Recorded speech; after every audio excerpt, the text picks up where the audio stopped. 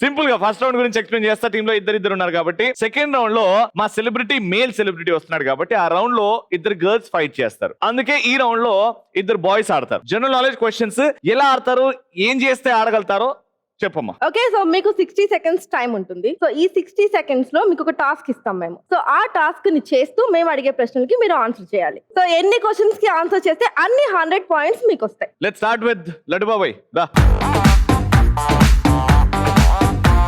నువ్వు ఒక టాస్క్ చేస్తూ ఆన్సర్లు చెప్పాలి. టాస్క్ ఏంటంటే వెంకీ ఆసన్ తెలుసా? ఎట్లా చేస్తాడు? జై 1 2 3.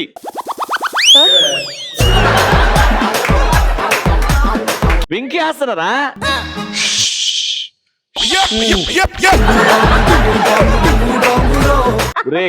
అది స్టైల్ కాదు. ఇగో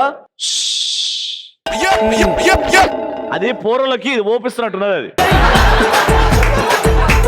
సరేలే, సెలెక్షన్ బోర్డు నాలా, నిన్ను కాదు.